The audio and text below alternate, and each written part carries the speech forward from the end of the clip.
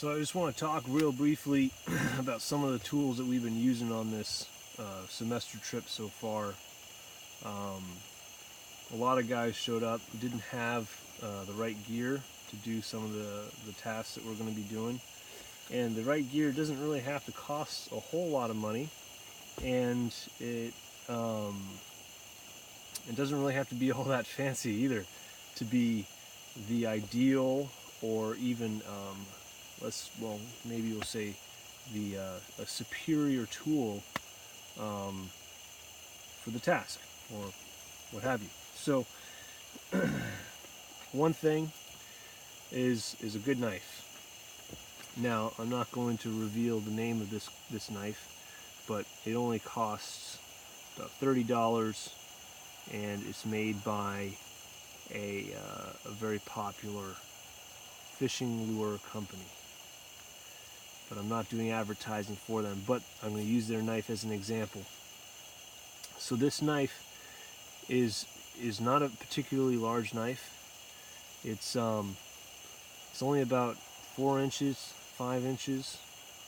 I'm not very good at judging length on the fly. I should measure it, but it's not a particularly large knife.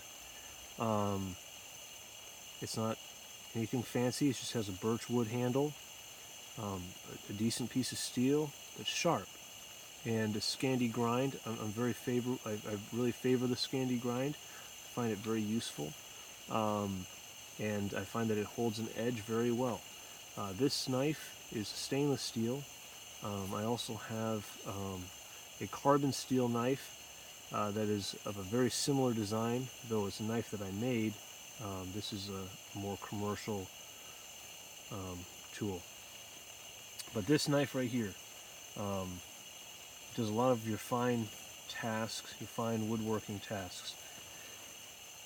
Let me just put that away without cutting myself.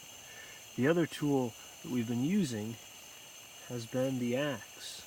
Okay, now this axe is not my typical axe. This is somewhat new to me, and I've really been enjoying using this style of axe.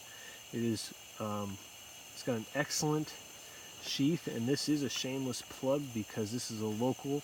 I feel like this guy's kind of like my neighbor, and that is for Don Merchant Pole and Paddle. He's the one who refurbished this axe, hung the head, and chose a handle for me. And he did a wonderful job on it. I'm extremely satisfied with this axe. But it doesn't look like what the profile of this axe may look a little bit unusual. But that's okay. This is a perfectly functional axe, and as a matter of fact, I'm finding very quickly that I favor it. So here it is. It's very thick. The handle is extremely thick. It's okay. I can get away with it because I have fairly big hands. But look at the head, right? You see up here? It doesn't have very much of a nose, right? If we call it the nose. This right here is the beard, right? So what's this, the nose? I don't know. So this right here, there's not a lot. It doesn't look like there's a lot of material there. I'm just going to kind of turn it here a little bit. But that's okay. You know, it's not super long here. But the taper's great. Now check this out. Ready? I'll show you side by side this axe with my other axe, and you can compare the faces.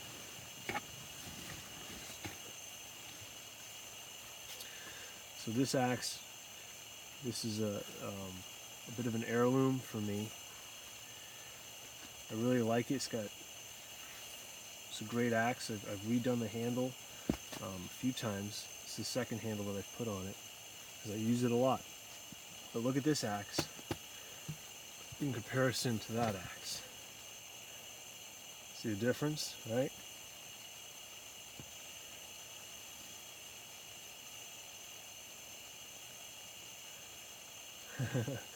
Look at the difference.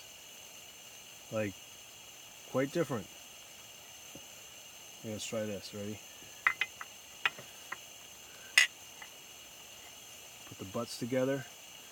look how much difference there is in those axes.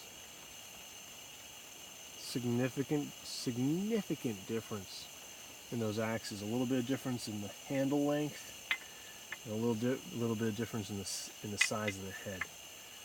This axe has been my go-to for quite a while. I'm very happy with it. This is my own sort of thing. 1 foot measurement.